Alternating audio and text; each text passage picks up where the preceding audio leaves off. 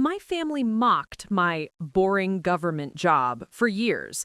They called me a glorified paper pusher. Then 3 FBI agents showed up at Thanksgiving dinner and addressed me as director. That's when the room went dead silent. My name is Alexis Sterling. I'm 34. And if you think you know how this ends, stay tuned. Before we jump back in, tell us where you're tuning in from, and if this story touches you, make sure you're subscribed, because tomorrow I've saved something extra special for you. What happens when the career everyone laughed at becomes the one that commands respect from federal agents? The doorbell rang during our traditional Thanksgiving chaos in Millbrook Heights. My cousin Derek was mid-sentence doing his annual impression of me sitting behind a desk stamping documents. My Aunt Patricia was cackling about how I peaked too early with my dead-end government gig. Uncle Roger was shaking his head, wondering aloud why I couldn't get a real job like my sister Vanessa in pharmaceutical sales. I was in the kitchen carving the turkey I'd brought, because apparently even government directors have to prove their worth through side dishes, when I heard my father's confused voice from the front door. "Can I help you, gentlemen?" 3 men in crisp black suits stood on our porch, badges gleaming under the autumn light. The lead agent, tall with silver temples, spoke with the kind of authority that cuts through noise. "We're looking for Director Sterling. We have an urgent briefing that requires her immediate attention." Director Sterling. The words hung in the November air like smoke from an extinguished fire. In the dining room, Derek's impression died mid-gesture. Patricia's wine glass froze halfway to her lips. Uncle Roger's mouth opened and closed like a fish pulled from water. My sister Vanessa, who had been lecturing our teenage cousin about choosing stable careers, suddenly found the tablecloth fascinating. I wiped my hands on the kitchen towel, smoothing my burgundy sweater, the same one Patricia had called "so government employee" just an hour earlier. Walking to the front door, I felt 23 pairs of eyes burning into my back. The extended Sterling Morrison clan, gathered from 3 states to share turkey and judgments, had fallen into the kind of silence usually reserved for funerals. "Director Sterling," the lead agent continued, his voice carrying the weight of classified briefings and national security clearances. "The situation in the Pacific Northwest has escalated. We need your authorization on the Joint Task Force deployment."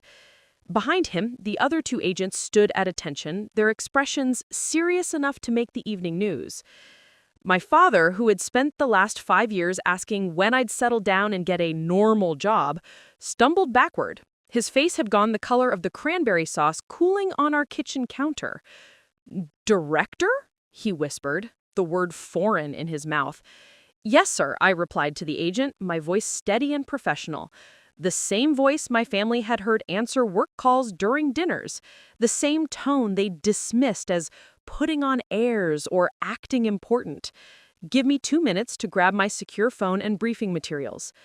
The transformation in the room was instant and electric. Derek, who had been mimicking my boring paperwork life just minutes before, now sat rigid in his chair, his earlier laughter evaporated like morning dew. Aunt Patricia's face cycled through confusion, disbelief, and something that might have been respect or terror. Uncle Roger, the family's self-appointed success meter, looked like someone had just recalculated his entire worldview. My mother appeared in the doorway, her apron still tied around her waist, mouth agape. "Alexis, what exactly do you do?" For 5 years I had endured their jokes, 5 years of eye rolls when I mentioned the bureau, 5 years of being asked when I'd get a real career or find a proper husband, 5 years of watching them celebrate my sister's pharmaceutical sales numbers while dismissing my work as shuffling papers for the government. 5 years of sitting at the kids' table of respect in my own family. The lead agent checked his watch, a gesture that somehow made the moment feel even more cinematic. "Director, the secretary is expecting your call within the hour. This takes precedence over—" He glanced at the dining room full of stunned faces and half-eaten turkey. "Personal commitments." Personal commitments. Thanksgiving dinner had suddenly been relegated to a personal commitment, secondary to national security matters that required my immediate attention. I nodded, professional and composed, the same woman they'd been underestimating for a half-decade. As I headed upstairs to retrieve my secure phone and classified materials, items I'd been careful to keep locked away during family gatherings, I heard the whispers begin. Hushed conversations full of words like director and FBI and how did we not know? The same voices that had spent years questioning my choices were now questioning their own assumptions. My teenage cousin, Emma, wide-eyed in the corner, whispered to her mother loud enough for everyone to hear, "Wait, Aunt Alexis is like important, important? Important, important." The phrase would have made me laugh if the situation wasn't so grimly satisfying. The woman they'd called a paper pusher was about to disappear into a black SUV to handle matters of national security while they finished their turkey and small talk. From my bedroom window, I could see more vehicles arriving. The quiet suburban street of Millbrook Heights was suddenly alive with the kind of activity that made neighbors peek through curtains and wonder what was happening at the Morrison house. Down in the dining room, I could hear my sister Vanessa's voice, small and uncertain. I mean, we knew she worked for the government, but we thought... Her sentence trailed off, unfinished, hanging in the air like a question no one knew how to answer. That's when I realized this Thanksgiving dinner was about to become the most memorable one in Sterling family history. Not because of the turkey I'd perfectly carved or the cranberry sauce I'd made from scratch, but because 3 federal agents had just shattered every assumption my family had built about me over 5 long years. They thought they knew me. They thought they understood the limits of my world. But tonight, they were about to discover that the woman they'd been underestimating had been protecting their freedom while they were judging her choices. And the best part? This was only the beginning of what they didn't know. Preparing and narrating the story took us a lot of time, so if you are enjoying it, subscribe to our channel. It means a lot to us. Now back to the story.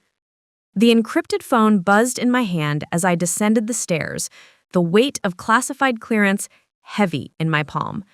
Through the dining room archway, I could see my family frozen in a tableau of shock and confusion. But it wasn't just surprise on their faces anymore. It was the dawning realization that they had fundamentally misunderstood who I was for years. Director Sterling. The voice on the secure line was crisp, urgent. The Riverside operation has been compromised. We need immediate authorization for federal intervention. I listened, nodding, aware that every word I spoke was being dissected by 23 pairs of ears that had never heard me speak with such authority. Understood, Agent Crawford. Deploy teams Alpha through Delta. I want full tactical support and media blackout protocols in effect within the hour. My voice carried the weight of decisions that could affect thousands of lives. The same voice my cousin Derek had mimicked just 30 minutes earlier, calling it fake important. As I ended the call, the silence in the dining room was deafening. Uncle Roger, who had built a successful construction company and considered himself the family patriarch, was staring at me like I'd just spoken in a foreign language, which in a way I had, the language of federal law enforcement that none of them had ever heard me use. Alexis, my mother's voice was barely a whisper. What exactly is your job title? I looked around the room at faces I'd known my entire life. Faces that had spent years patronizing me, dismissing my career, suggesting I was wasting my potential in some mundane government cubicle. My sister Vanessa, who had bragged about her pharmaceutical bonuses at every family gathering, was now studying her hands like they held the secrets of the universe. I'm the regional director of the Federal Bureau of Investigation's Counterterrorism Division for the Eastern Seaboard, I said simply, the words falling into the room like stones into still water. I oversee operations from Maine to Georgia, manage a staff of 800 agents, and coordinate with Homeland Security on matters of national security. Derek's fork clattered to his plate.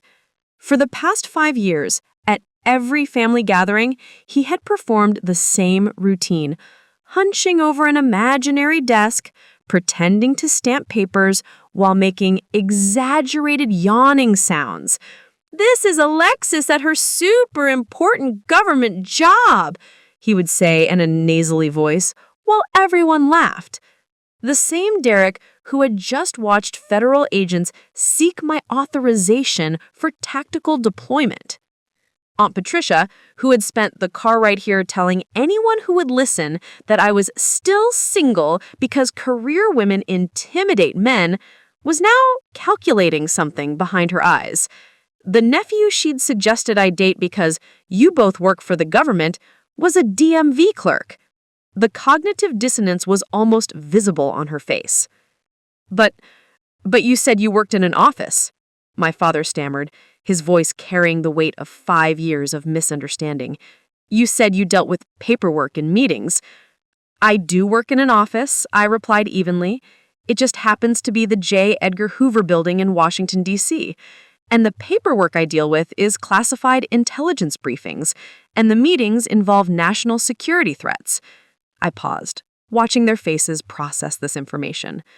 "So when you said you had to work weekends, I was coordinating with international intelligence agencies or managing crisis response teams," I finished. "The late-night phone calls weren't about office drama. They were about preventing terrorist attacks or tracking down fugitives." The lead FBI agent appeared in the doorway, his expression professionally neutral, but his timing impeccable. "Director Sterling, the situation requires your immediate presence at the command center. We have a helicopter standing by." A helicopter? Standing by? For me? The woman they called a paper pusher for half a decade. Uncle Roger, who had spent dinner lecturing about real accomplishments in the private sector, was now silent. His construction company, which he'd built from nothing and was genuinely proud of, suddenly seemed small in comparison to coordinating federal law enforcement across 13 states. My sister Vanessa finally found her voice, though it came out smaller than usual. "All this time, when I was telling you about my sales numbers, I was listening," I said gently, "because I'm proud of your success. I just couldn't share mine in the same way." The weight of 5 years of one-sided conversations hung in the air. 5 years of listening to their achievements while my own accomplishments remained locked behind security clearances and classified briefings. "Ma'am," the agent pressed, "the secretary is en route to the Situation Room." I nodded, grabbing my jacket from the hall closet. The same black jacket Patricia had once called so government-issued now looked different to their eyes. Professional, authoritative, befitting someone who briefed cabinet members and coordinated with foreign intelligence services. "I have to go," I announced to the room. "There's a situation that requires immediate federal response." I paused at the door, looking back at my family. People I love deeply, despite their years of condescension. "Derek, that impression you do of me sitting at a desk?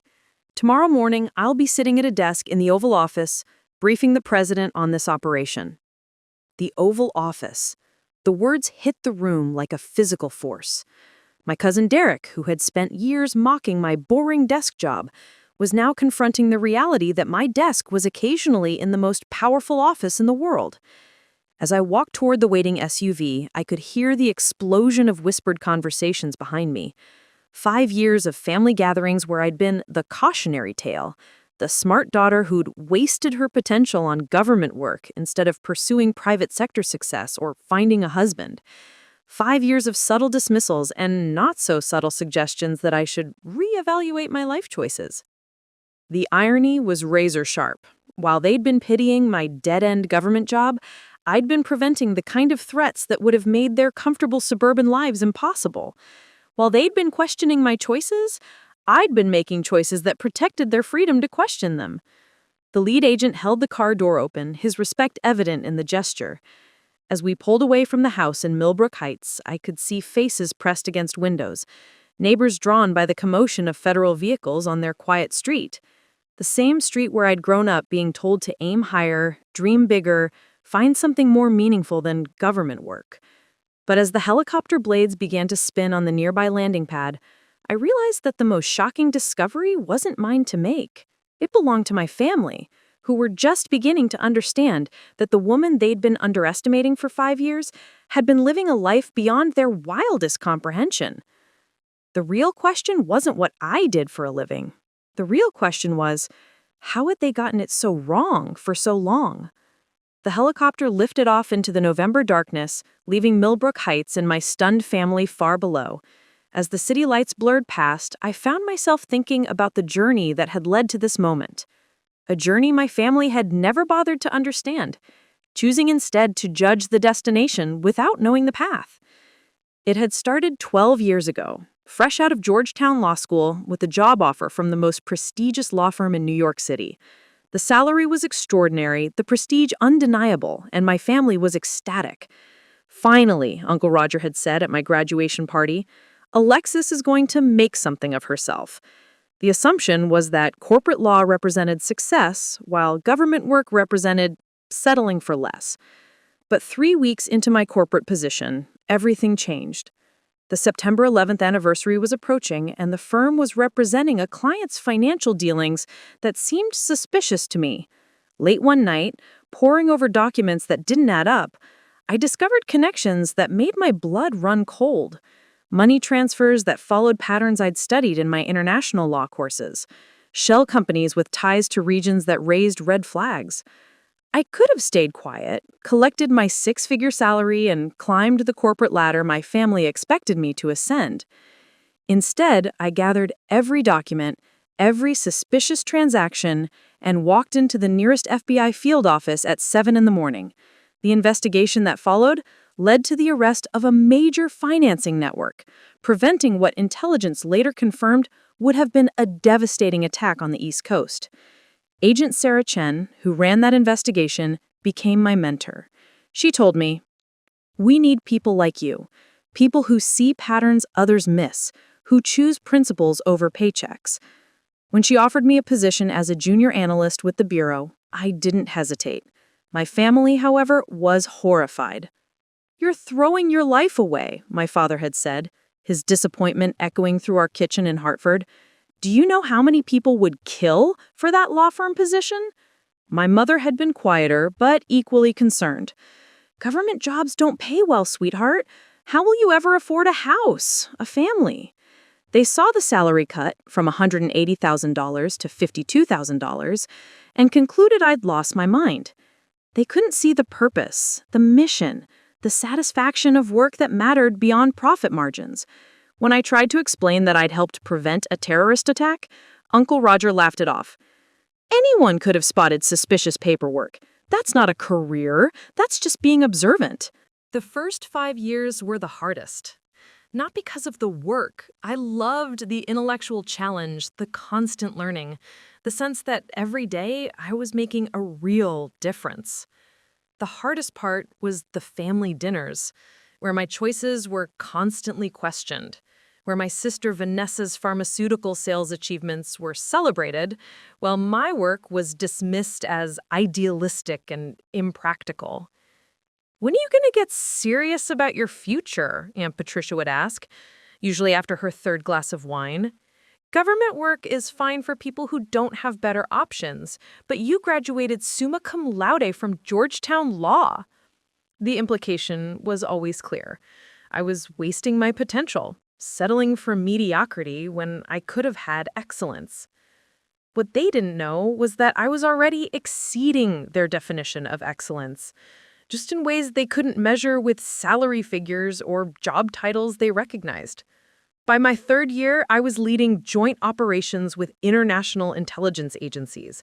By my 5th year, I was briefing senators on emerging threats.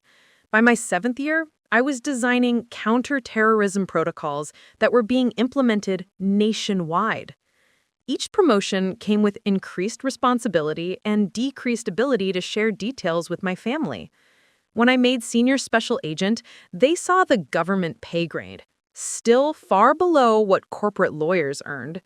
When I became a unit chief, overseeing multi-state operations, they saw someone who was still just working for the government.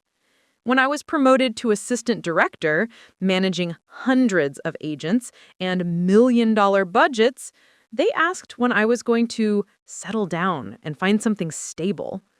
The sacrifices went far beyond the salary cut. Relationships ended because I couldn't share where I was traveling or why I had to cancel dinner plans. I missed birthdays, holidays, and family gatherings because international crises don't pause for personal schedules. I lived in apartments instead of houses because being a federal agent meant being ready to relocate for assignments. I drove used cars and shopped at outlet stores, while my sister flaunted designer purchases funded by pharmaceutical bonuses. But the hardest sacrifice was the silence. Sitting through family dinners where Derek performed his cruel impression of me shuffling papers, knowing I'd spent that week coordinating with Interpol to track down human traffickers. Listening to lectures about real achievements from Uncle Roger, while I knew I'd just briefed a congressional subcommittee on homeland security threats. Enduring Aunt Patricia's pitying looks when she talked about poor Alexis and her little government job, hours after I'd authorized a raid that rescued dozens of kidnapped children. The loneliness was profound. Not just the physical loneliness of a job that demanded everything and left little time for personal relationships, but the emotional isolation of being fundamentally misunderstood by the people who were supposed to know me best. They saw sacrifice as failure, dedication as obsession, purpose as naivety. When I finally made regional director 3 years ago, overseeing the largest counterterrorism operation on the eastern seaboard, my mother's response was, "That's nice, dear, but don't you think it's time to consider what you really want to do with your life?" The promotion that put me in charge of 800 agents with a security clearance higher than most cabinet members was dismissed as another stepping stone to nowhere. The irony was exquisite. While they were measuring my worth by corporate standards, I was operating at levels of government they didn't even know existed. While they were pitying my modest lifestyle, I was making decisions that affected national policy. While they were questioning my choices, those choices were protecting their freedom to question them. The breaking point had come 6 months ago at Derek's birthday party.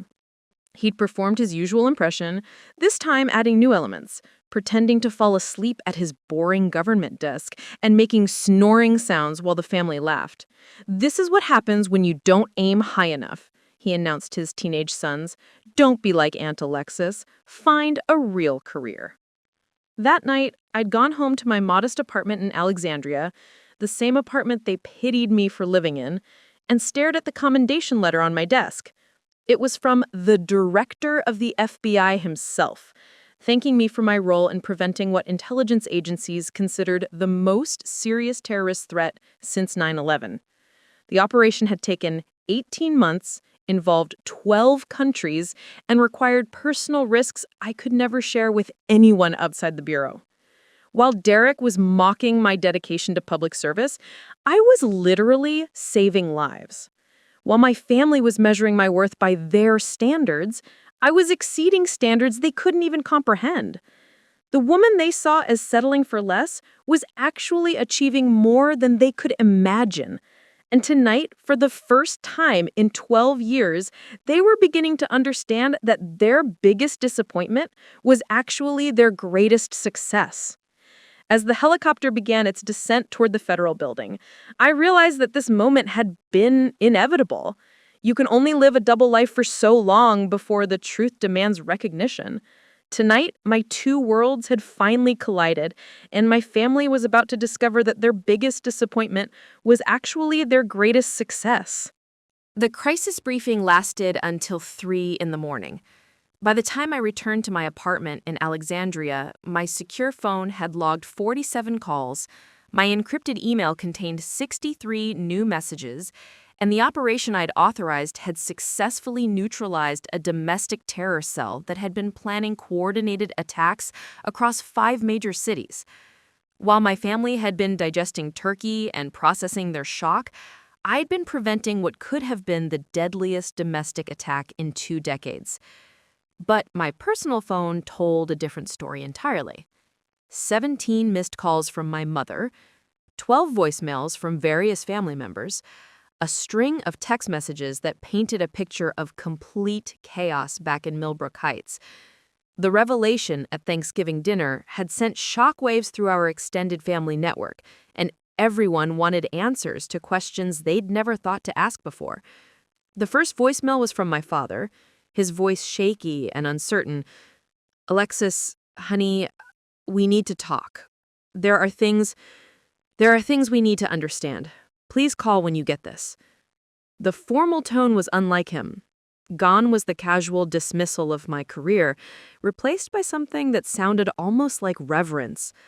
My sister Vanessa had left 3 messages, each more bewildered than the last. "Lexi, I've been Googling FBI regional directors and, oh my God, how did we not know? How did we not see this? I feel like such an idiot."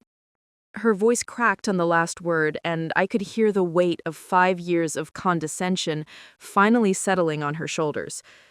Derek had called twice, but left no messages. I could only imagine the cognitive dissonance he was experiencing, trying to reconcile his years of mockery with the reality of what he'd witnessed. The cousin who had built his comedic reputation on imitating my boring desk job had watched me coordinate federal operations while he sat frozen at our grandmother's dining table. Uncle Roger's message was perhaps the most telling. "Alexis, this is your Uncle Roger. I owe you an apology. Several apologies, actually. I've been researching your position online, and I had no idea.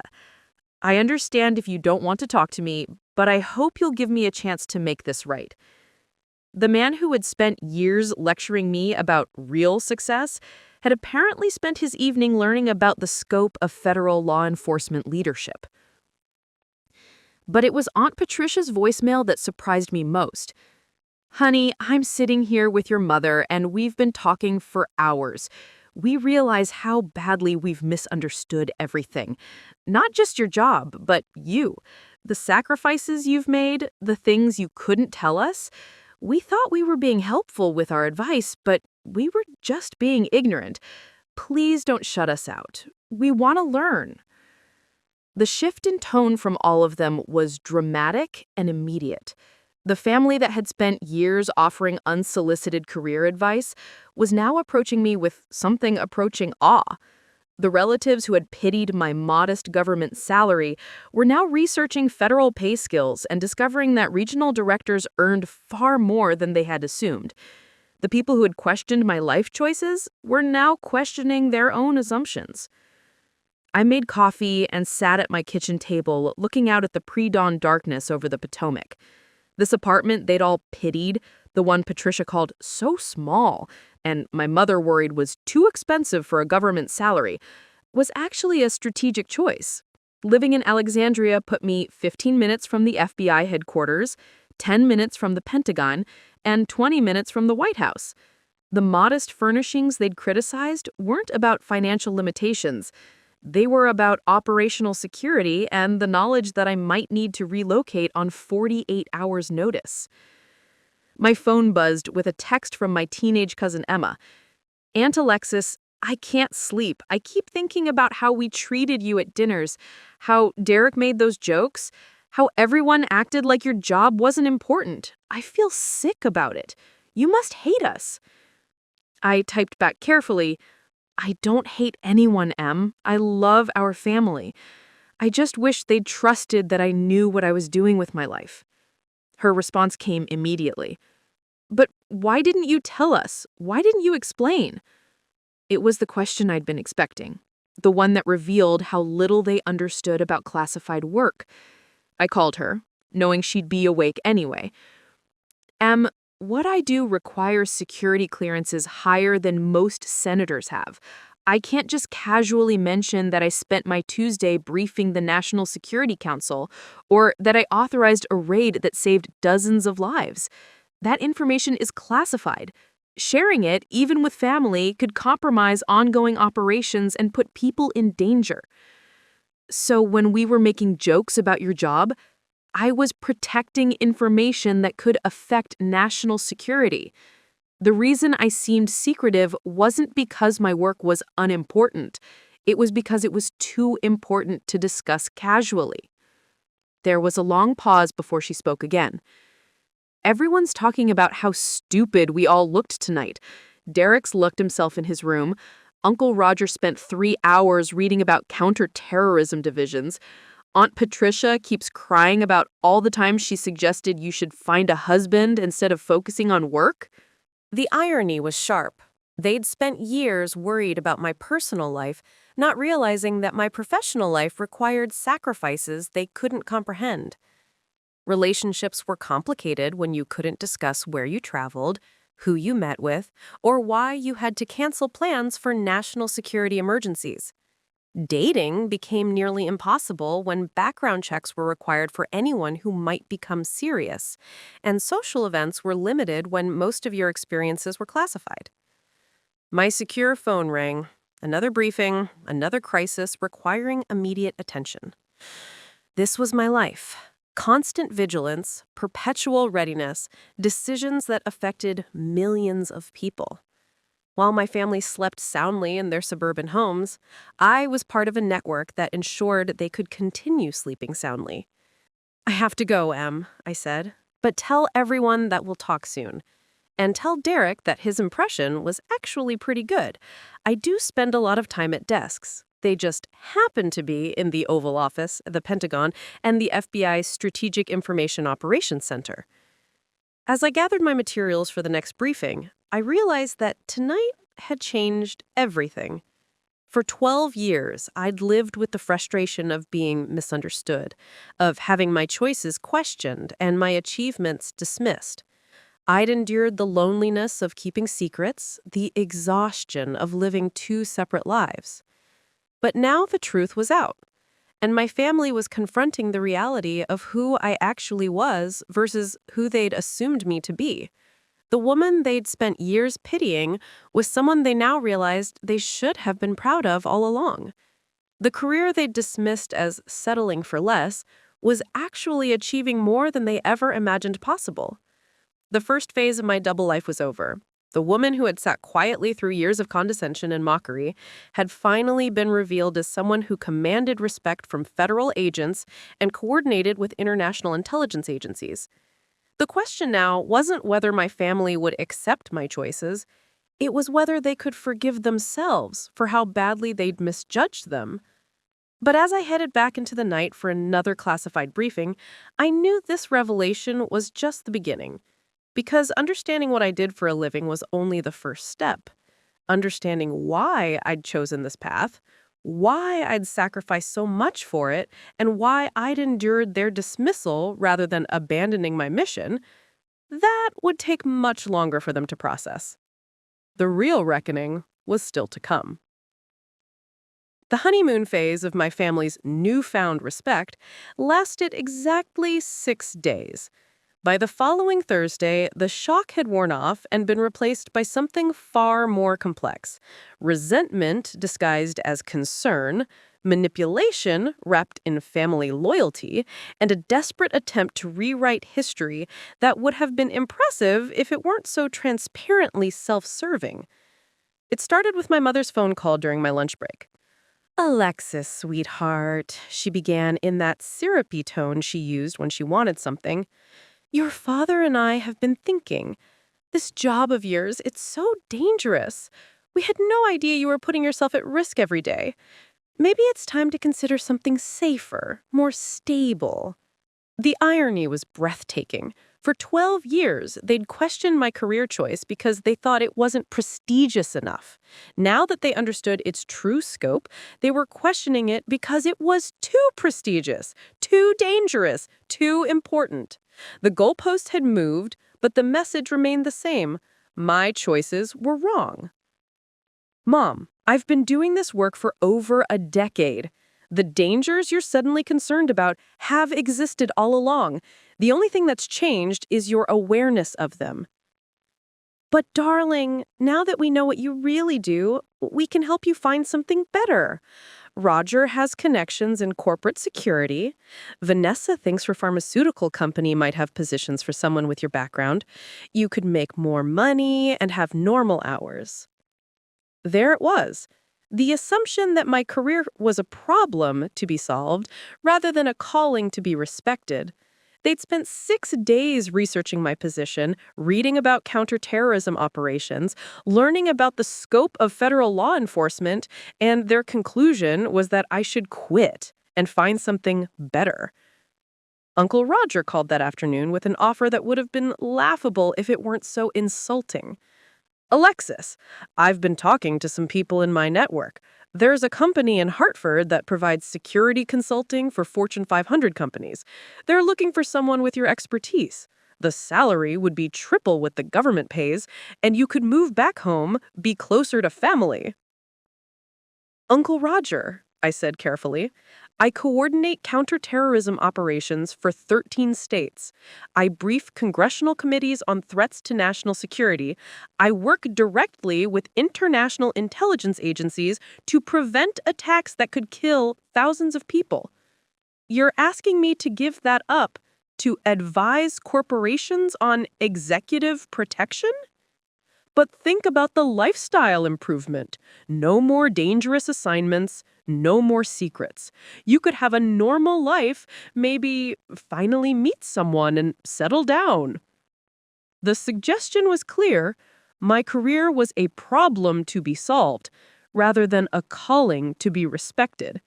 They'd spent 6 days researching my position, reading about counterterrorism operations, learning about the scope of federal law enforcement, and their conclusion was that I should quit and find something better. Derek chose a different strategy entirely. His approach was historical revisionism so bold it nearly impressed me. At Sunday dinner at my parents' house, a dinner I'd only agreed to attend after a week of persistent calls, he arrived with what could only be described as a performance piece. "You know," he announced to the assembled family, "I always suspected Alexis was involved in something big. Remember how I used to joke about her government job? That was actually my way of protecting her cover. I knew she couldn't talk about what she really did, so I made it seem unimportant to throw people off the scent." The audacity was stunning. Derek was attempting to recast 5 years of cruel mockery as elaborate counterintelligence work. The cousin who had reduced me to tears with his impressions was now claiming he'd been protecting my classified status through public humiliation. "That's interesting, Derek," I said evenly, "because I distinctly remember you suggesting that I was wasting my Georgetown law degree on meaningless paperwork and that I should follow your example and get into real estate development." His face flushed, but he doubled down. "Well, obviously I had to make it convincing. Deep cover requires commitment to the role." He looked around the table for support, but found only uncomfortable silence. Aunt Patricia tried a different angle, one that revealed just how little she'd learned from our Thanksgiving revelation. "Alexis, honey, now that we know how important your work is, don't you think you owe it to the family to share more? We could be helpful. Roger has business connections. Derek knows people in real estate who might have seen suspicious activities. I volunteer with several organizations that could provide community intelligence." The suggestion that my extended family should become an informal intelligence network was so wildly inappropriate that I had to bite my tongue to keep from laughing. "Patricia, counterterrorism operations don't typically involve real estate agents and volunteer coordinators. There's a reason security clearances exist, and it's not because the FBI is being elitist." But the most manipulative approach came from my sister Vanessa, who had clearly spent the week strategizing. She waited until we were alone in the kitchen helping my mother clean up before launching her carefully prepared appeal. "Lexi," she said quietly, "I've been doing research on FBI careers, and I'm worried about you. Do you know what the divorce rate is for federal agents? What the burnout statistics look like? The average lifespan is actually shortened by the stress of this kind of work." She pulled out her phone, showing me articles she'd bookmarked. "Look at the study about isolation in high-security government positions, and this one about the psychological toll of classified work. You've already sacrificed so much. relationships, financial stability, a normal social life. How much more are you willing to give up? The manipulation was sophisticated because it contained elements of truth. Federal law enforcement was demanding. The divorce rate was high. The psychological toll was real. But Vanessa was weaponizing these facts to support her predetermined conclusion that I should abandon my career. What I'm willing to give up, I said carefully, is not for anyone else to decide. I went into this work with full knowledge of the costs, and I stay in it because the purpose justifies the sacrifice. But does it really? She pressed. There are other agents, other directors. The Bureau would function without you. But we only have one sister, and we've already lost too many years of having you really present in our lives. It was emotional blackmail dressed up as concern, and it stung because it targeted my deepest insecurity, the relationships I'd sacrificed for my mission. Vanessa had identified my vulnerability and was pressing on it with surgical precision. The week culminated with a family meeting that my parents called under the guise of clearing the air. When I arrived at their house in Millbrook Heights, I found an intervention waiting for me. Everyone was there. Parents, siblings, aunts, uncles, even my teenage cousins. They'd arranged themselves around the living room like a tribunal, and my father stood to address me with the solemnity of a judge delivering a verdict.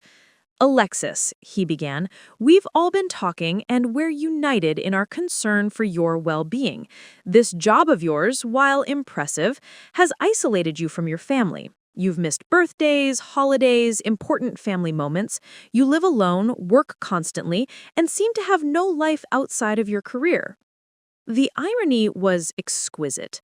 The family that had spent years criticizing my career for being unimportant was now criticizing it for being too important. They'd dismissed my work when they thought it was mundane, and now they were demanding I abandon it because they'd learned it was meaningful. "We want to help you transition to something that allows for better work-life balance," my mother added. "We've identified several opportunities that would use your skills but give you a normal life." They'd spent a week researching my career not to understand it better, but to find arguments for why I should leave it. Their newfound awareness of my work's importance hadn't led to respect, it had led to a more sophisticated campaign to change my life according to their preferences. But I was no longer the young woman who had sat quietly through years of condescension. I was a federal director who negotiated with international intelligence agencies and briefed cabinet members on national security. And I was about to show my family that their manipulation tactics were no match for someone trained to recognize and counter far more sophisticated influence operations.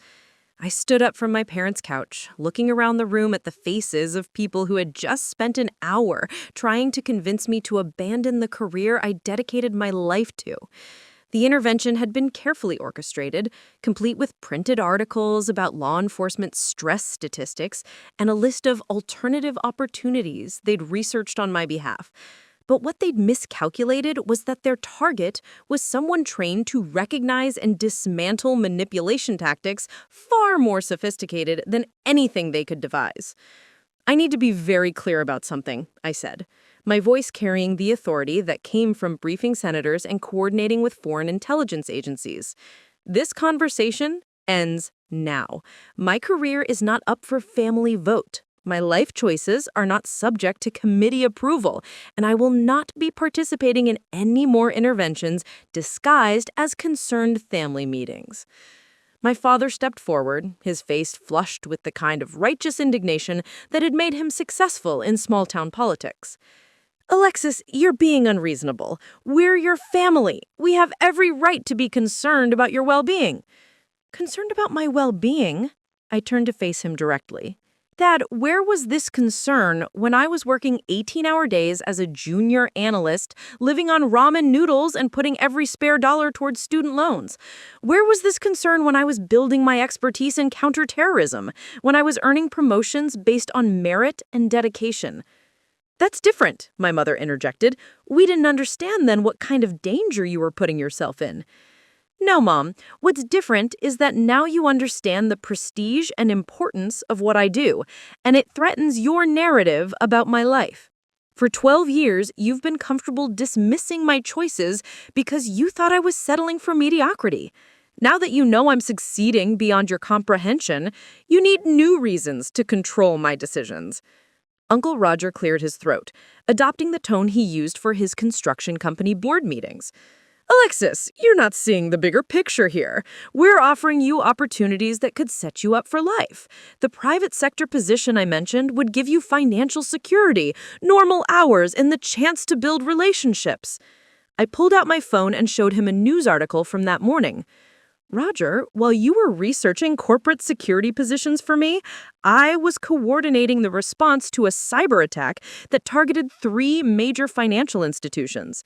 The operation I supervised prevented economic damage that would have affected millions of Americans, including probably half the people in this room. But at what personal cost? Vanessa stood up, her pharmaceutical sales training evident in her persuasive stance. Lexi, you're 34 and single. You live alone in a small apartment. You work constantly and never take vacations. When was the last time you went on a date? When was the last time you did something just for fun? The question hit exactly where she'd intended it to, but I'd learned to recognize emotional manipulation in interrogation rooms and international negotiations. Vanessa, my personal life is not a failure requiring your intervention. The reason I haven't dated much isn't because my job prevents it. It's because my job requires security clearances for anyone I might get serious about. The reason I work constantly isn't because I'm a workaholic. It's because national security threats don't pause for my convenience. Derek, apparently emboldened by the group setting, decided to abandon his historical revisionism and return to his more familiar role as family critic. Come on, Alexis. You can't honestly say this lifestyle is healthy. You're isolated, you're secretive, and you're missing out on everything that makes life worth living. Maybe it's time to admit that this whole FBI thing was a mistake. The word mistake hung in the air like a physical slap. 12 years of dedication, service, and sacrifice reduced to a mistake by someone whose greatest professional achievement was selling suburban houses to middle-class families. Derek, I said, my voice dropping to the level I used in high-stakes negotiations. 3 weeks ago, you spent 20 minutes at Thanksgiving dinner making jokes about my meaningless government paperwork. Last Tuesday, that paperwork included authorization codes for an operation that prevented a coordinated attack on subway systems in 4 major cities. While you were practicing your impression of me for this year's Christmas party, I was literally saving lives. But you could save lives in other ways, Aunt Patricia jumped in, clearly prepared for this response. Corporate security, private investigation, consulting work, all of these use your skills without requiring you to sacrifice your personal happiness. My personal happiness? I turned to face her fully. Patricia, you've spent 5 years suggesting I was unhappy because I didn't have a husband and children. But my happiness doesn't depend on conforming to your expectations of what a woman's life should look like. I find deep satisfaction in work that matters, in using my abilities to protect people who will never know my name. My father tried to regain control of the conversation. Alexis, we're not questioning your dedication or your achievements. We're questioning whether this path is sustainable long-term. You can't do this forever. Actually, Dad, I can do this for as long as I choose to. Federal directors often work into their 60s. Some of the most effective counterterrorism officials are people with decades of experience. The idea that I need to abandon my career because you've suddenly decided it's too demanding is absurd. The room fell silent for a moment, and I could see them regrouping, preparing for a different approach. It was my mother who deployed the final weapon in their arsenal, emotional blackmail delivered with surgical precision. "Sweetheart," she said, her voice breaking slightly, "we just want you to be happy. We want you to have what Vanessa has, a family, stability, someone to come home to. We're afraid that by the time you realize what you've given up for this job, it'll be too late to get it back." It was masterfully done, positioning their desire to control my life as concern for my future happiness, suggesting that my current choices were leading me toward inevitable regret. The manipulation was so elegant that for a moment I felt the familiar twinge of doubt they'd been cultivating for years. But then my secure phone buzzed with an urgent message, and reality reasserted itself.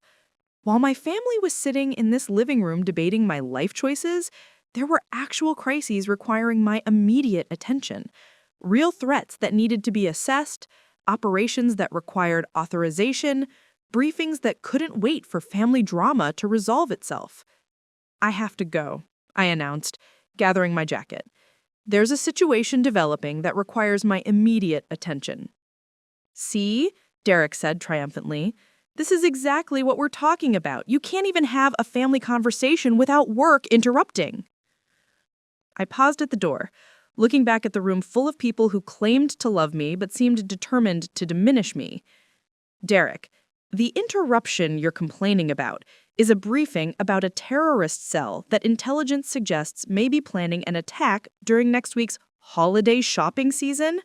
While you're upset that my work is interfering with your intervention, I'm focused on making sure thousands of families get to have their own holiday gatherings safely."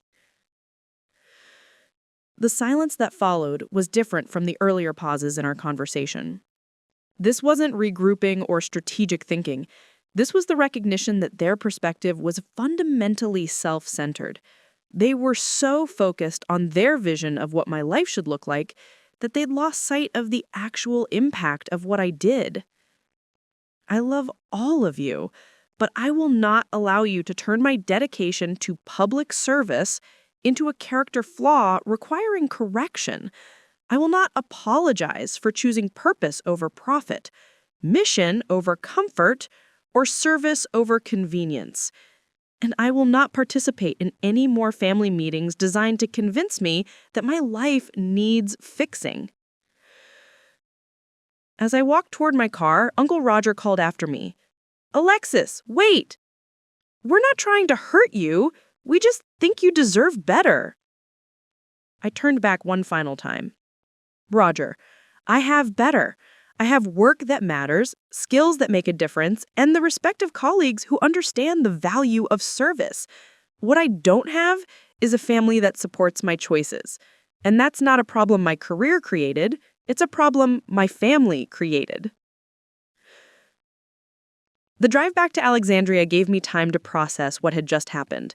My family's response to learning about my real career had followed a predictable pattern: shock, then attempted control, then manipulation when control failed. They'd moved from dismissing my work to trying to eliminate it entirely. But the core issue remained the same: their inability to accept that my definition of success didn't match theirs. But as I pulled into my apartment complex, I realized something had shifted permanently.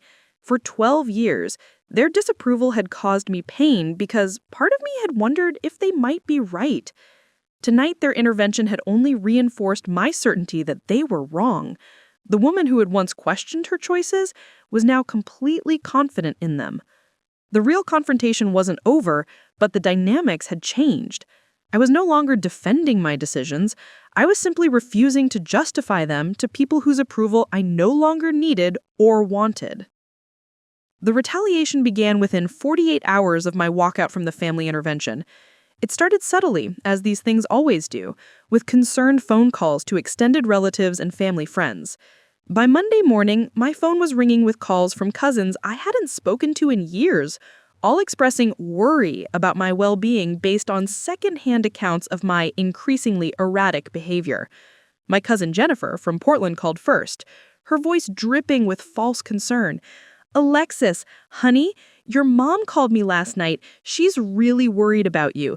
She says you've become defensive and hostile about your work situation. Maybe you should consider taking some time off, getting some perspective." The narrative was already being crafted.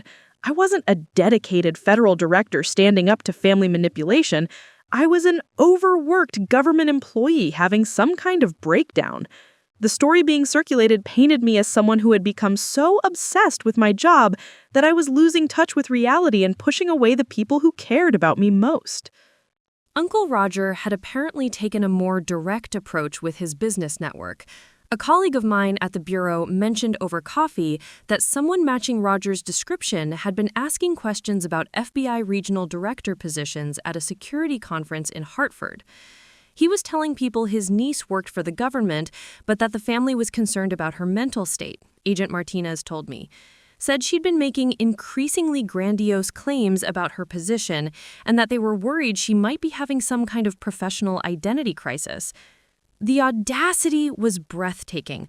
Uncle Roger was using his business connections to spread doubt about my mental health and professional competence, all while maintaining the pretense of family concern. He was essentially conducting a whisper campaign designed to undermine my credibility in professional circles. Derek had chosen social media as his weapon of choice. His Facebook posts were carefully crafted masterpieces of passive-aggressive family drama. Sometimes the people we love most lose sight of what really matters. He posted on Tuesday evening, "Career success means nothing if it costs you your relationships and your humanity. Praying for family members who have forgotten that blood is thicker than water. Hashtag family first, work-life balance, lost soul."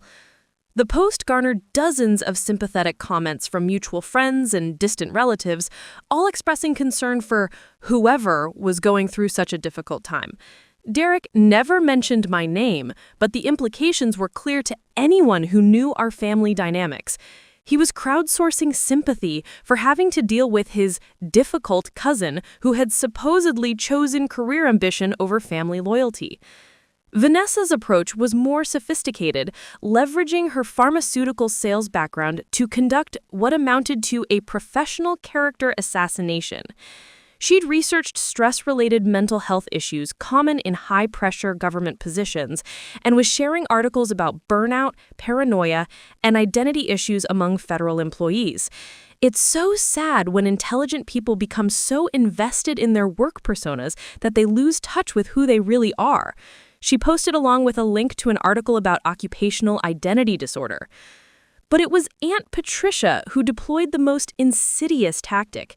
She began calling my colleagues families. Through social media stalking and public record searches, she'd identified several of my fellow directors and started reaching out to their spouses and relatives, expressing concern about my influence on their loved ones. I learned about this when Agent Sarah Chen, my former mentor and current colleague, called me after her husband received a strange phone call from someone claiming to be my aunt. She told Jim that you'd been exhibiting concerning behavior of family gatherings, Sarah said, her voice tight with controlled anger. She suggested that your colleagues should be aware that you might be showing signs of job-related stress that could affect your judgment. The sophistication of the attack was actually impressive. Patricia was attempting to isolate me professionally by raising questions about my mental fitness among my peers. She understood that in the intelligence community, even whispers about psychological instability could be career-ending, so she was targeting the personal relationships of people I worked with, hoping to create pressure from within their own families.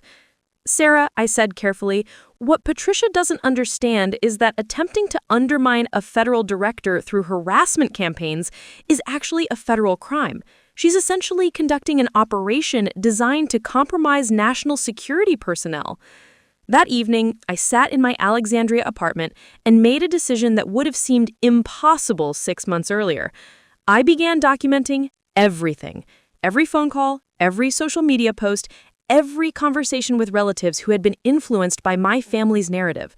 I screenshotted Derek's Facebook posts, recorded the voicemails from concerned cousins, and started building a comprehensive file of my family's campaign against me. The irony wasn't lost on me. I was using the same investigative techniques I employed against actual threats to national security to protect myself from my own relatives.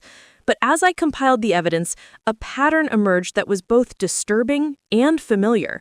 The tactics my family was using were remarkably similar to those employed by hostile intelligence agencies attempting to discredit American officials: character assassination, professional isolation, and the weaponization of personal relationships. My secure phone buzzed with a text from Agent Crawford.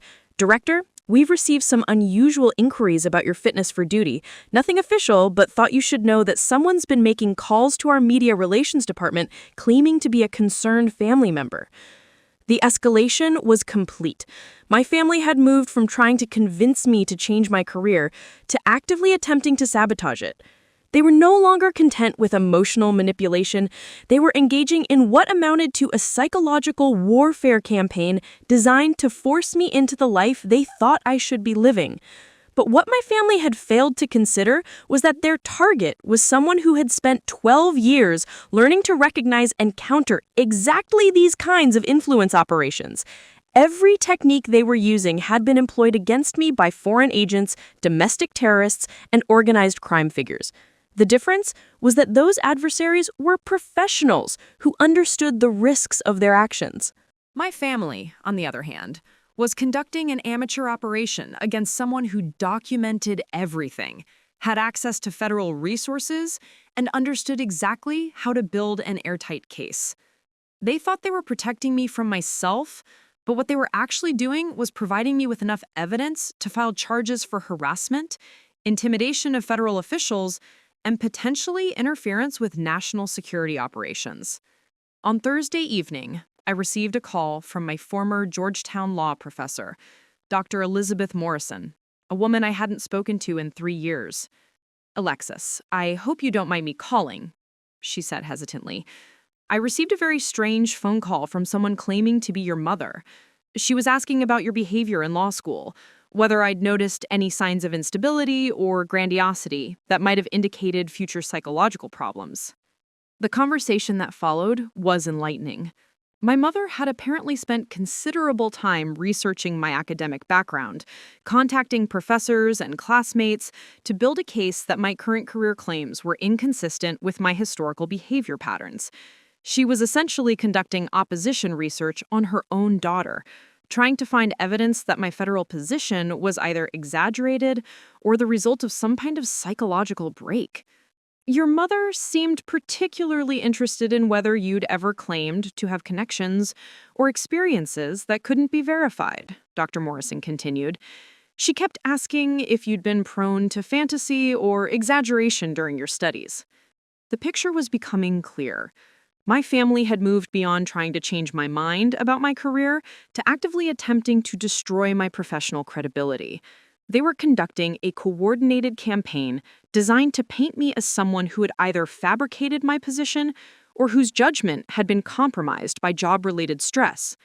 But as I hung up from that conversation, I realized that my family had made a critical tactical error. They'd escalated their campaign to the point where it had moved from family drama into potential criminal territory. Harassment of federal officials, interference with government operations, and coordination of false information campaigns were not protected family activities. They were federal crimes. More importantly, they'd chosen to wage war against someone who had spent 12 years learning to fight much more sophisticated battles. Every technique they were using was familiar to me. Every pressure point they were targeting was one I'd learned to defend, and every piece of evidence they thought they were gathering actually strengthened my position. The woman they were trying to destroy was someone who had built her career on turning enemy operations against themselves. And they were about to discover that amateur psychological warfare against a professional counterintelligence officer was not just ineffective, it was evidence of criminal activity that could be used against them in ways they'd never imagined. Their campaign to save me from myself was about to become the very thing that finally freed me from them entirely. The final confrontation came at Christmas dinner, because my family apparently believed that holiday traditions trumped federal investigations. Despite 2 weeks of documented harassment, despite criminal interference with my professional relationships, and despite mounting evidence of a coordinated campaign against a federal director, they called to extend a Christmas Eve invitation as if nothing had happened. "Alexis, sweetheart, we know things have been tense, but it's Christmas. Family is family, and we need to put this behind us. We're having dinner at Roger's house at 6 o'clock. Please come. Let's start fresh." The invitation was revealing in its assumptions. that their campaign against me was merely tension that could be resolved with holiday spirit, that I would continue to participate in family traditions despite their attempts to destroy my career, and that they still believed they held some form of emotional leverage over me. I arrived at Uncle Roger's house in Millbrook Heights at exactly 6 o'clock, but not alone. Agent Crawford and Agent Martinez accompanied me, both in full professional attire, their badges visible, and their expressions serious. I'd also brought a briefcase containing 3 weeks of documented evidence, recorded phone calls, screenshots of social media posts, reports from colleagues about harassment of their families, and a comprehensive timeline of criminal activity. The look on Uncle Roger's face when he opened the door to find me flanked by 2 federal agents was worth the 12 years of condescension I'd endured. His confident smile evaporated, replaced by the expression of someone who had just realized he was in far more trouble than he had understood. "Good evening, Roger," I said formally. "These are Agents Crawford and Martinez from the FBI's Criminal Investigative Division. We need to have a conversation with the family about recent activities that may constitute federal crimes." The dining room fell silent as we entered. Derek was frozen mid-sentence, his latest anecdote about real estate success dying in his throat. Vanessa dropped her wine glass, the sound of shattering crystal punctuating the moment. Aunt Patricia actually stepped backward, as if physical distance could protect her from the implications of what was happening. My father, drawing on his small-town political experience, attempted to regain control of the situation. "Alexis, this is Christmas dinner. Surely whatever business you have can wait until after the holidays." Agent Crawford stepped forward, his voice carrying the authority of federal law enforcement. "Mr. Sterling, the activities we're here to discuss represent ongoing criminal violations that cannot be delayed for personal convenience. Your daughter has documented a pattern of harassment, intimidation, and interference with federal operations that requires immediate resolution." I opened my briefcase and began distributing copies of the evidence file I'd compiled. "Derek, this is a complete record of your social media campaign designed to undermine my professional reputation. Your posts suggesting I'm having a mental breakdown constitute defamation of a federal official." Derek's face went pale as he flipped through screenshots of his own Facebook posts. "I never mentioned your name," he stammered. "I was just expressing concern about family members who prioritize work over relationships." "The context makes your target clear," Agent Martinez replied, "and your communications with mutual contacts specifically identifying Director Sterling as the subject of your concerns constitute harassment of federal personnel." I turned to Aunt Patricia, whose face had gone ashen.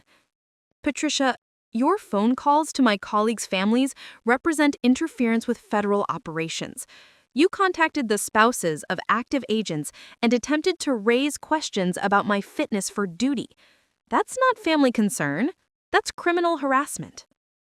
"I was just worried about you," she whispered, but her voice lacked conviction. "We all were. You seemed to be isolating yourself, becoming defensive about work."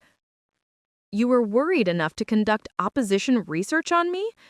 "I pulled out transcripts of conversations with my Georgetown professors. You contacted my former academic advisors, seeking evidence of psychological instability that you could use to undermine my credibility. That's not worry, Patricia. That's character assassination."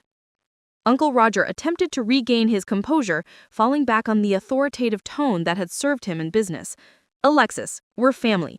This whole situation has been blown out of proportion. We can work this out internally without involving law enforcement."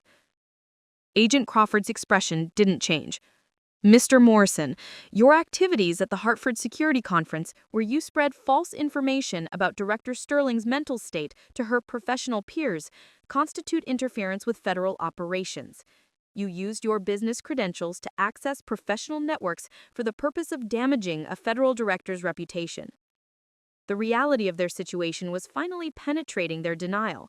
What they'd characterized as family intervention and loving concern was being systematically reclassified as federal crimes by agents who understood the difference between legitimate family issues and criminal harassment of government officials.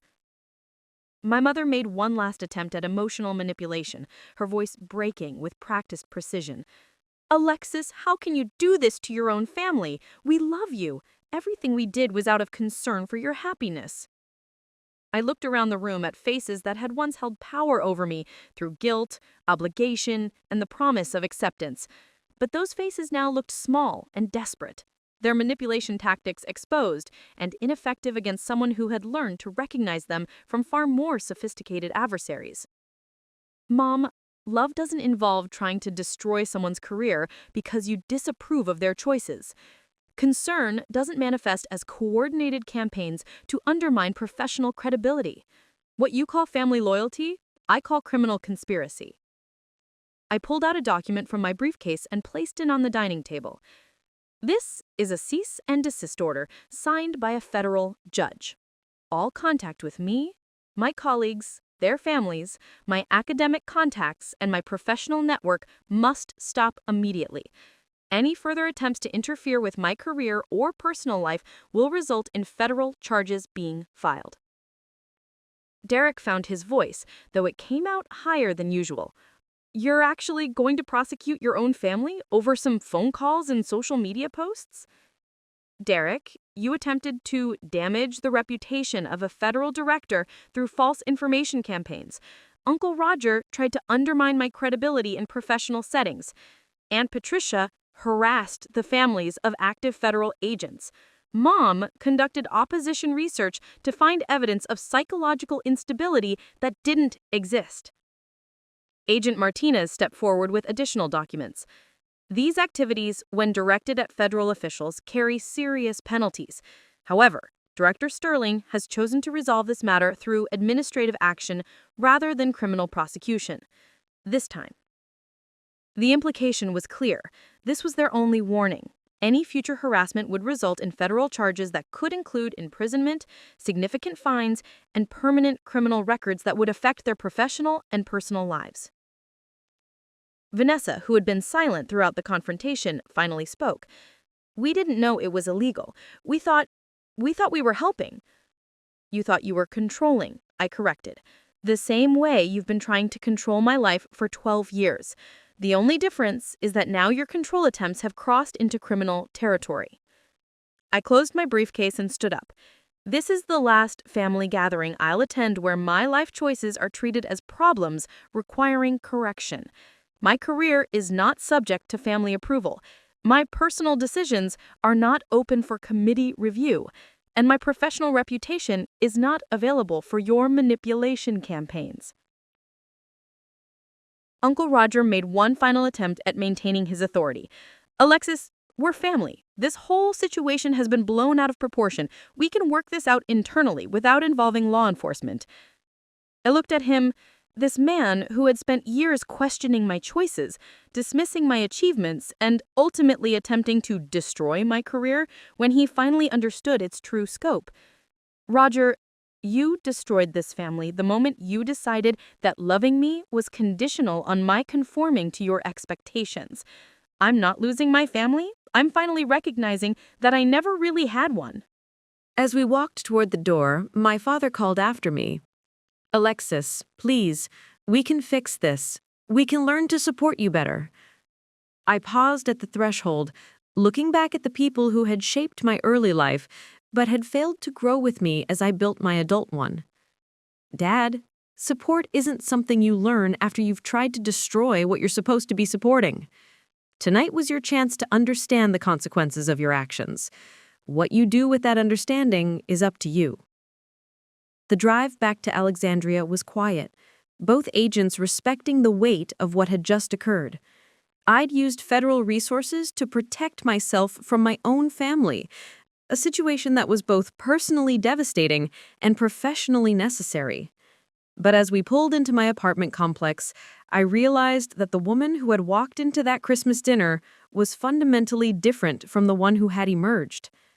For the first time in 12 years, I was free from the weight of their disapproval, liberated from the exhausting cycle of defending choices they were determined to misunderstand.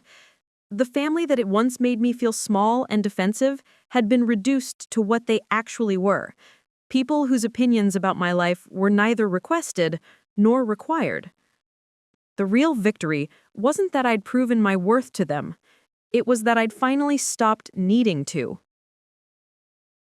6 months later, I stood in the Rose Garden of the White House, waiting to receive the Presidential Medal of Freedom for my role in preventing what intelligence agencies had classified as the most significant domestic terrorism threat since 9/11. The operation had taken 18 months to develop, required coordination with 14 foreign intelligence services, and involved over 300 federal agents across 12 states. The president himself would be presenting the award, recognizing not just the specific operation, but my 12 years of dedicated service to national security. As I adjusted my navy blue suit, the same style Aunt Patricia had once dismissed as so government-issued, I thought about the journey that had brought me to this moment. The ceremony would be attended by cabinet members, foreign ambassadors, congressional leadership, and the director of the FBI. It would be broadcast live on national television and covered by international media. The woman my family had spent years calling a paper pusher was about to receive the highest civilian honor in the United States. My phone buzzed with a text message. It was from Emma, my teenage cousin, who had been the only family member to maintain contact since Christmas. "Aunt Alexis, watching the ceremony at school. My government teacher is freaking out that I'm related to you. Everyone's asking if we can get you to speak at graduation. So proud of you." Emma's message was followed by dozens of others from colleagues, friends, and professional contacts. But notably absent were any communications from my immediate family. The cease and desist order had been remarkably effective. Their harassment had stopped completely after the Christmas confrontation. But more telling was their silence in the face of my very public recognition. The ceremony began with a military honor guard and the Marine Band playing as distinguished guests took their seats. I spotted Senator Williams, who had personally thanked me after a classified briefing 6 months earlier. Deputy Director Chen was there, the mentor who had recruited me 12 years earlier and who now reported to me. International intelligence chiefs who had worked closely with my division were seated in the diplomatic section. As the president began his remarks, I reflected on the cost of the journey that had led to this recognition. The relationships I'd sacrificed, the financial security I'd deferred, the family approval I'd never received, all of it had led to this moment where my choices were being validated at the highest levels of government. Director Sterling represents the very best of American public service. Her innovative approaches to counterterrorism have been adopted by agencies worldwide. Her leadership during the Western States crisis prevented what could have been catastrophic loss of life. Today, we honor not just her recent achievements, but a career dedicated to protecting freedoms that most Americans will never know were threatened. The irony was profound. While my family had spent years questioning whether my government job was real work, the President of the United States was publicly acknowledging that my work had global impact. While Uncle Roger had suggested I find something meaningful, the highest elected official in the country was describing my career as representing the very best of American public service. After the ceremony, the reception in the East Room provided an opportunity to connect with colleagues and officials from around the world. The Israeli intelligence chief thanked me personally for intelligence sharing that had prevented attacks in 3 countries. The Canadian Deputy Minister of Public Safety mentioned protocols I'd developed were being implemented throughout their federal system. A British MI5 representative discussed joint operations that had been successful specifically because of frameworks my division had created. As I moved through conversations with people who understood the significance of the work I'd spent 12 years building, I realized that my family's approval had never been necessary for my success. Their understanding wasn't required for my achievements to be meaningful. Their support wasn't essential for my impact to be real. During a quiet moment in the state dining room, Deputy Director Chen approached me with a knowing smile. "Alexis, I've been thinking about that conversation we had 12 years ago when you first joined the Bureau. You said you wanted to do work that mattered more than profit margins. Looking at today's ceremony, I'd say you achieved that goal. Sarah, do you ever regret the path we chose? I asked. The personal sacrifices, the relationships that couldn't survive the security clearances, the family members who never understood? She considered the question carefully. I think about it sometimes, but then I look at operations like the one you just completed and I remember that some prices are worth paying. Not everyone gets to prevent mass casualties as part of their daily job description. Not everyone gets to brief presidents and coordinate with foreign governments to protect innocent lives. That evening, I returned to my apartment in Alexandria, the same modest space my family had pitied for years. But now it felt different, not because anything physical had changed, but because my relationship with their judgment had transformed completely. The apartment wasn't a compromise or a limitation. It was a choice made by someone whose priorities didn't align with suburban materialism. I opened my laptop and began writing. Not a report or a briefing, but a personal reflection on the journey that had led to this day. For 12 years, I had lived with the weight of family disapproval, the constant questioning of my choices, the suggestion that my life needed fixing. But tonight, with a Presidential Medal of Freedom on my mantle and the knowledge that my work had prevented immeasurable suffering, I finally understood that their perspective had never been about me. Their criticism had been about their own limitations, their inability to conceive of success that didn't fit their predetermined definitions. Their intervention attempts had been about their need to control, not their love for me. Their harassment campaign had been about their fear that my achievements made their own accomplishments seem smaller by comparison. A year later, I received an unexpected phone call from my father. His voice was hesitant, unfamiliar, as if he were speaking to someone he didn't quite know how to approach. "Alexis, I hope it's okay that I'm calling. I know the legal papers said no contact, but I wanted you to know that your mother and I watched the White House ceremony. We recorded it. We've watched it several times, actually." I waited, curious about where this conversation would lead. "I need to tell you something," he continued. "We were wrong, not just about your job, but about everything. We spent so many years thinking we knew better than you did what your life should look like, and we were completely, embarrassingly wrong." The admission was more than I'd expected, but less than I needed. Their recognition of error didn't undo 12 years of dismissal, manipulation, and ultimately criminal harassment. Understanding their mistake didn't repair the damage their choices had caused.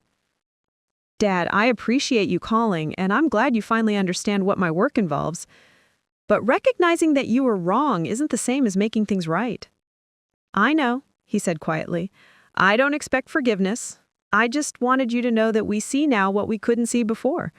You became someone extraordinary, and we spent so many years trying to make you ordinary. That was our failure, not yours." After we hung up, I realized that his call represented the final piece of my transformation. For years, I'd carried the hope that my family would eventually understand and approve of my choices. Their validation had remained important to me even as I built a career that required no external validation. But sitting in my Alexandria apartment, surrounded by commendations from presidents and prime ministers with operational successes that had saved countless lives, I no longer needed their approval to feel complete. Their recognition was interesting but irrelevant. Their regret was noted but unnecessary. The woman who had once sat quietly through family dinners enduring mockery and condescension had evolved into someone whose work commanded respect from world leaders. The career they dismissed as a dead-end government job had become a platform for global impact. The life they'd tried to control had grown beyond their capacity to understand, let alone influence. Most importantly, I'd learned that family approval was not a prerequisite for personal fulfillment. Purpose was not subject to committee vote, and success did not require the validation of people who had proven themselves incapable of recognizing it. The Presidential Medal of Freedom sitting on my mantle was not vindication. It was simply recognition of what had always been true, that choosing service over comfort, mission over convenience, and principle over profit had been the right decision all along. My family's inability to see that had never made it less true. As I prepared for another day of briefings, operations, and decisions that would affect millions of people, I realized that the most profound victory was not that my family finally understood my worth, it was that their understanding was no longer necessary for me to know it myself. Up next, you've got 2 more standout stories right on your screen. If this one hit the mark, you won't want to pass these up. Just click and check them out.